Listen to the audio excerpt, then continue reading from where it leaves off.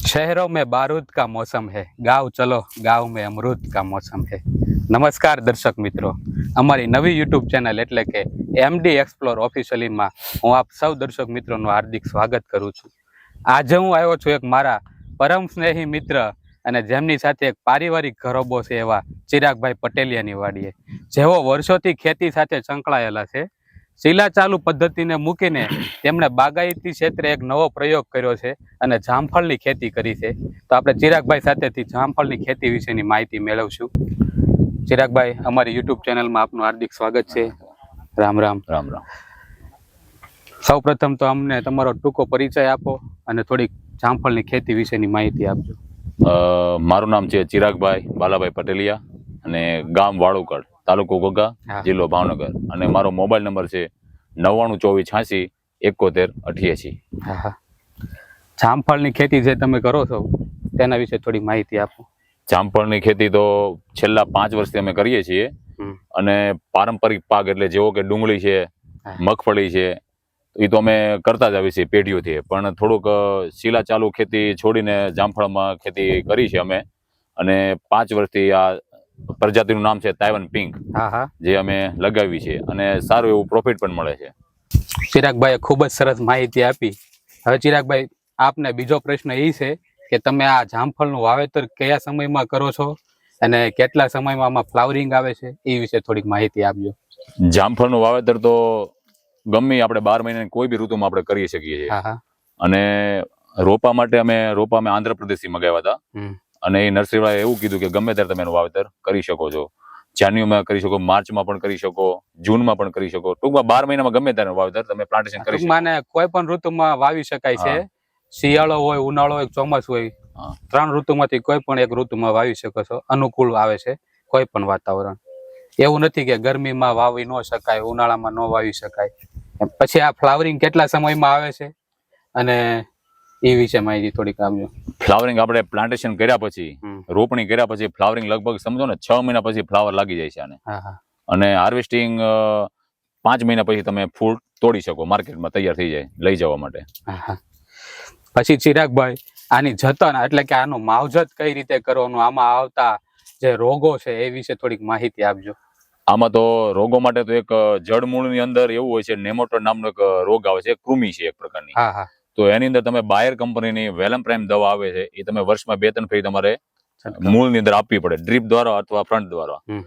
અને બજે ફ્રૂટ લાગ્યા પછી ઉપર ફંગીસાઇડના છંટકાવ 2-3 કરવા પડે, જેમાં તમે કોઈ બી કંપનીનો સારો એવો પાવડર લઈને છંટકાવ કરી શકીએ છીએ. હા, બરોબર છે. પછી આ જે આપણે બેગિંગ પહેરાવવાનું કારણ શું છે એ તમે અમને જણાવશો? આપણે જે આ જમરૂખને તમે બેગિંગ પહેરાવો છો એ વિશે થોડી માહિતી આપજો. આપણે ફળની સુરક્ષા માટે આ બેગ, પોલિથીન બેગ ચડાવવી પડે છે, જેથી કરીને ફળ મખીનો અંદર ડંખ ના મારે અને ખરાબ ન કરે, સડન ન લાગે. એ માટે આપણે આ બેગિંગ કરવું પડે, જેથી ફળની સુરક્ષા સારી રહે છે અને ક્વોલિટી સારી મળે અને આપણે ભાવ પણ માર્કેટમાં સારા મળે. એટલે બેગિંગ કરવું પડે. હા ચિરાગભાઈ, આ પાણી જામફળને કેટલું જોવે છે? પાણી એટલે પાણી ઓછા પાણીએ પાકી જાય છે ફળ કે જાજુ પાણી જોવે છે, એ વિશે થોડીક માહિતી આપજો. ડ્રીપ ઇરિગેશન વિશેની માહિતી આપો. આપણે આમાં ડ્રીપ ઇરિગેશન નું જો ગોઠવીએ અંદર ઝાડની અંદર, તો પેલા પ્રથમ તો જમીન ફાલે રહે, એકદમ પોચી જમીન રહે. પ્લસ કોઈ બી તમારે દવા આપવી હોય, ફંગીસાઇડ છે, કોઈ નેમોટોની દવા છે, કોઈ સડન રોગ આવ્યો હોય, મૂંડા આવ્યો હોય, તો એની દવા તમે વ્યવસ્થિત આપી શકો છો. પ્લસ આને અઠવાડિયામાં 2 દિવસ પાણી આપીએ છીએ. બહુ પાણીની જરૂર રહેતી નથી. ઓછા પાણીએ પણ અમૃત જામફળ થાય છે. એટલે ડ્રીપનો મોટો ફાયદો એ છે કે તમારે ઓછા પાણીએ પણ જાજા વાવેતર છોડ તમે કરીને પાણી આપી શકીએ.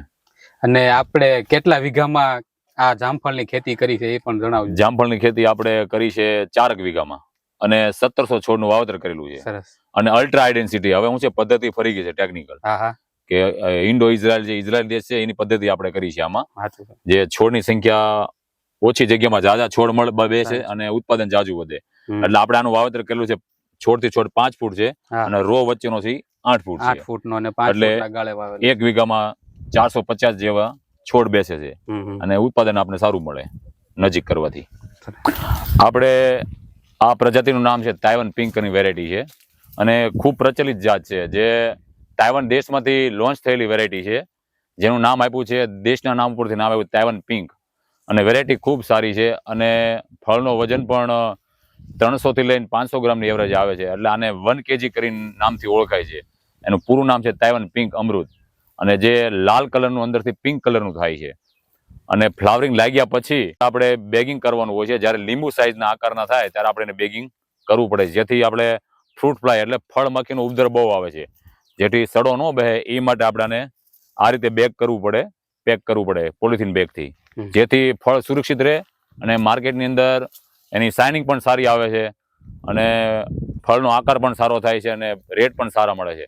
અત્યારે આપણે તાઇવાન પિંકના રેટ માર્કેટની અંદર 60 રૂપિયાથી લઈને 100 રૂપિયા કેજી તક વેચાય છે અને સારામાં સારા રેટ મળે છે.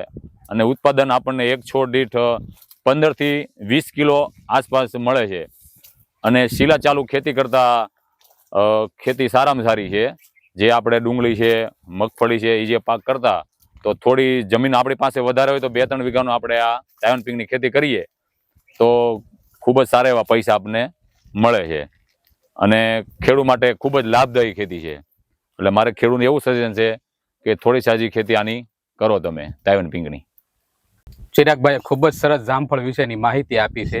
હવે આપણે ચિરાગભાઈને એક પ્રશ્ન એ પૂછીએ કે ચિરાગભાઈ, જો કોઈ ખેડૂતો ઈચ્છતા હોય જામફળની ખેતી વિશે, તો તેમને આ રોપાથી લઈને ટોટલી માહિતી કઈ રીતે મેળવવી, કઈ રીતે રોપા મળશે, એમનું વાવેતર કેવું કરવું, તે બધી માહિતી આપશો.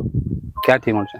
રોપા આપણે આંધ્રપ્રદેશથી મગાવી આપીએ ખેડૂને. કોઈ ખેડૂને જો વાવેતર કરવું હોય જામફળનું તો મારો સંપર્ક કરે અને રોપાથી માંડીને ટોટલી આપણે કઈ રીતનું વાવેતર કરવું, શું ડિસ્ટન્સ રાખવું, કઈ કઈ ભલામણો બધી કરવી, જમરૂખની અંદર કયા કયા રોગો આવે, પ્લાન્ટેશન માંડીને ટોટલ માહિતી હું પ્રોવાઈડ કરી ટૂંકમાં ખેડૂને.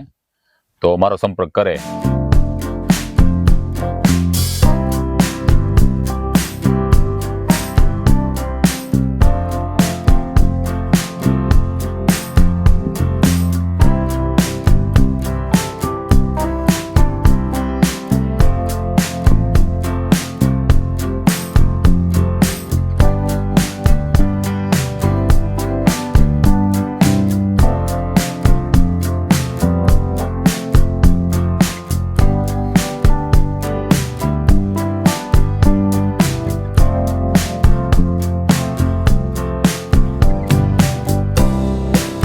મિત્રો, ચિરાગભાઈ પટેલિયાએ ખૂબ જ સરસ જામફળની ખેતી વિશેની માહિતી આપી છે.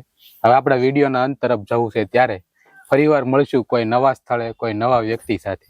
ત્યાં સુધી અમને રજા આપો. જો તમને આ અમારો વિડીયો ગમ્યો હોય તો લાઈક કરજો, શેર કરજો, સબસ્ક્રાઈબ કરજો અને તમારા પ્રતિભાવો, સૂચનો અમને કોમેન્ટ દ્વારા અવશ્ય જણાવજો. નમસ્કાર.